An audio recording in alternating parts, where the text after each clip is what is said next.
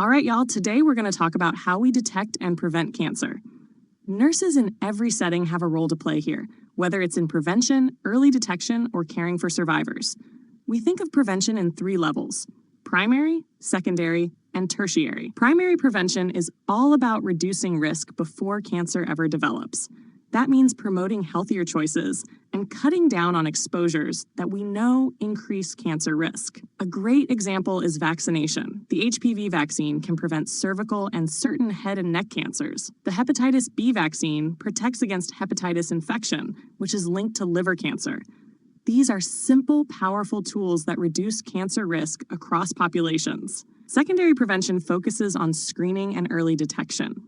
Here, the goal is to catch cancer or even precancerous changes before symptoms appear.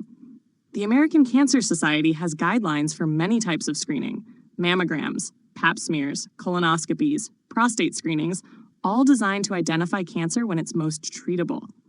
The earlier we find it, the better the outcomes, the lower the costs, and the fewer resources required compared to treating late-stage disease. Nurses play a huge part in this level of prevention.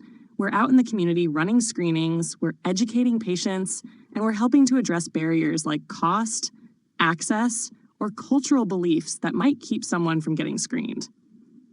And with advances in genetics, we now have cancer risk evaluation programs where high-risk patients can get counseling, testing, and follow-up tailored to their family history.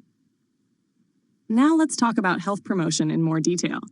The American Cancer Society has clear guidelines on nutrition and physical activity that reduce cancer risk. Maintaining a healthy weight across the lifespan is crucial. Even modest weight loss in someone who is overweight can improve health.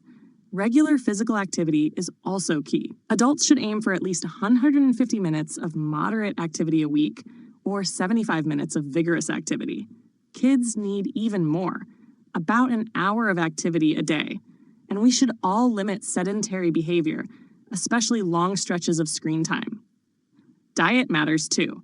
A healthy diet with an emphasis on plant sources is protective.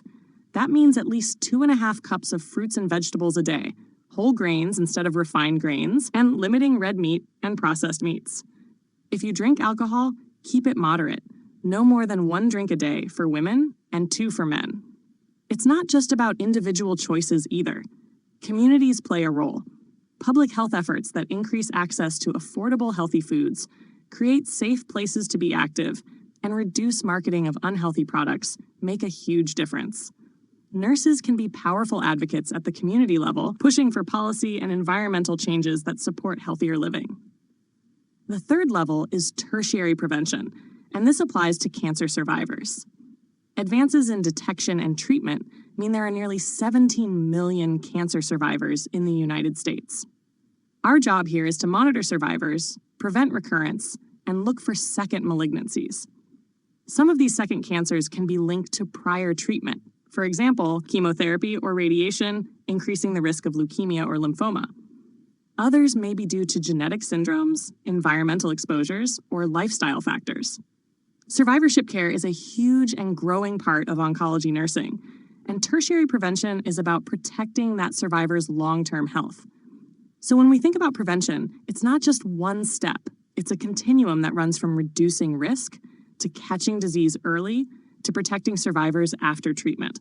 And nurses are right in the middle of it, teaching, screening, counseling, advocating, and caring.